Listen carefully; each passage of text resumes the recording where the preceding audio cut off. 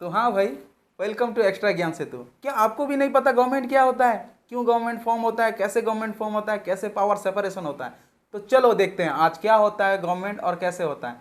तो basically government form होते हैं और पावर सेपरेशन होते हैं तीन ऑर्गन के बीच में, जुडिशियरी, लेजिस्लेचर एंड एग्जीक्यूटिव। अब ये तीन जनों के बीच में ही पावर सेपरेट हो जाता है, कोई किसी का काम नहीं देखता, बस लॉ एंड ऑर्डर को मेंटेन करना होता है, लॉ मेकिंग करना होता है और उसको इम्प्लीमेंट करना होता है।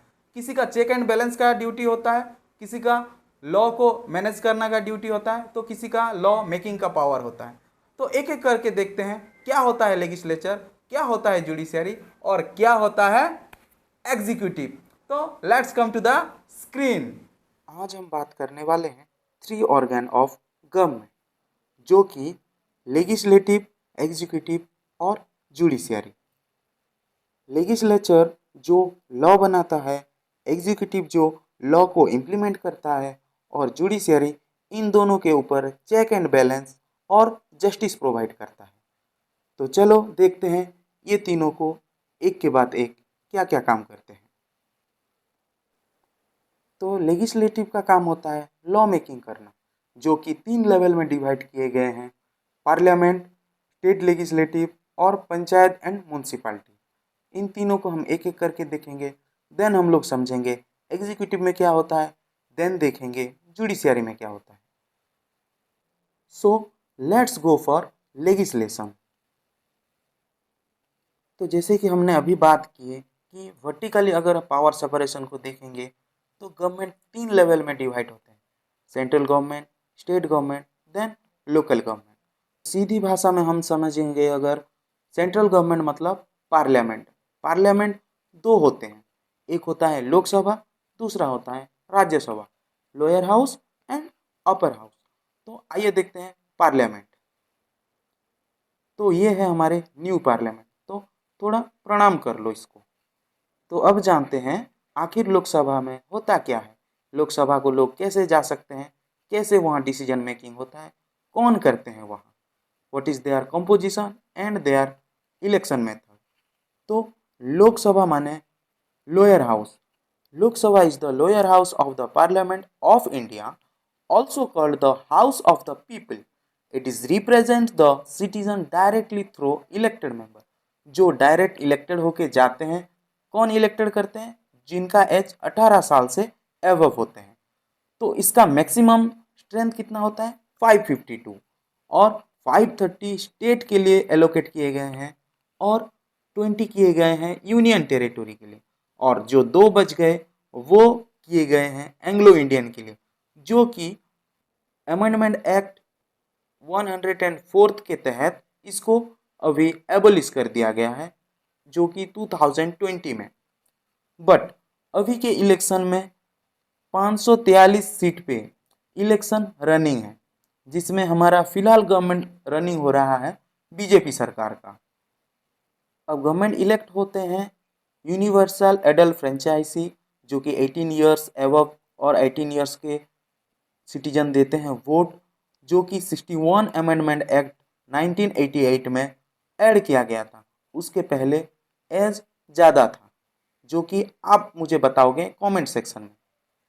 बेसिकली टर्न ईयर होता है लोकसभा का 5 साल, लेकिन कभी भी अगर नेशनल इमरजेंसी लगा है तो इसको ज़्यादा से ज़्यादा 1 साल तक के हम एक्सटेंड कर सकते हैं without fresh election.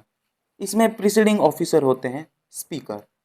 Power of Lok Sabha होता है control the council of minister, government stay in power till the enjoy majority. जब तक उनके पास मेजोरिटी है तब तक वो अपने पावर में रहेंगे, और वो बोथ यूनियन और कंकरेंट लिस्ट में अपना जो लॉ मेकिंग पावर डिजर्व करते हैं।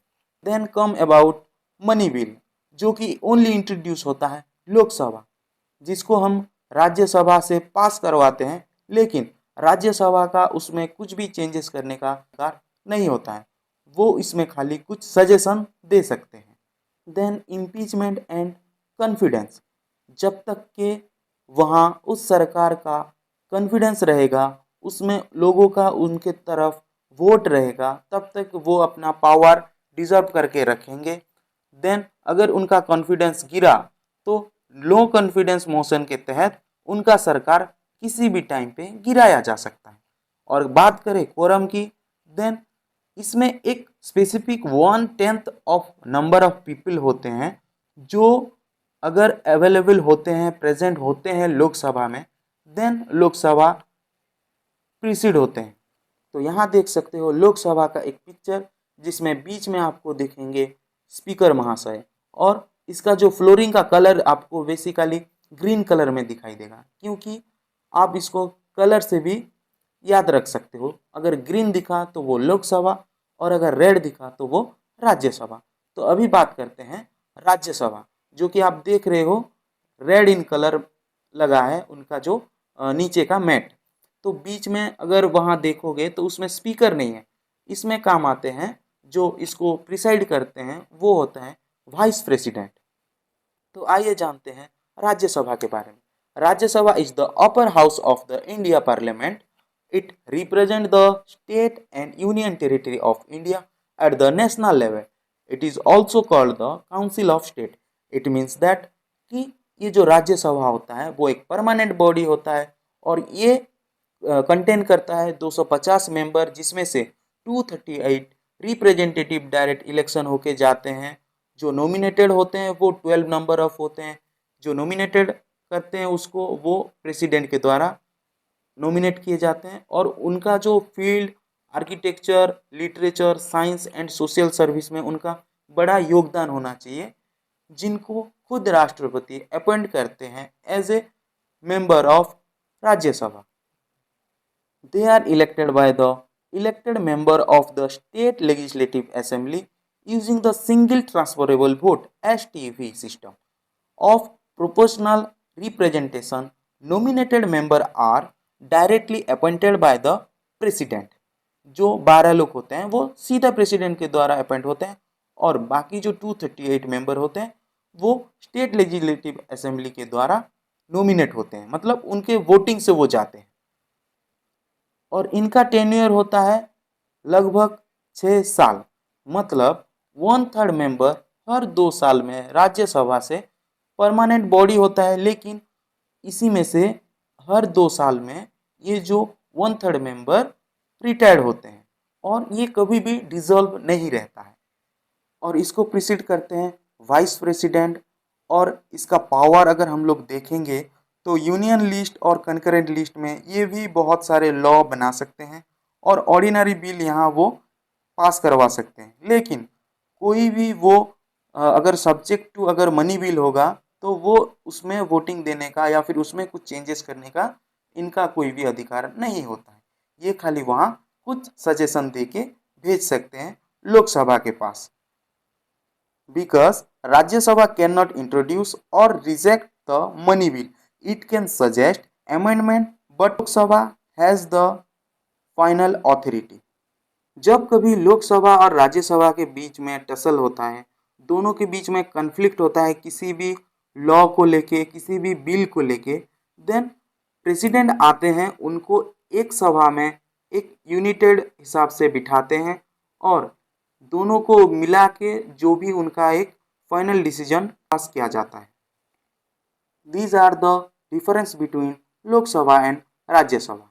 और लोकसभा का कलर आप देख लिए, राज्यसभा का कलर आप देख लिए।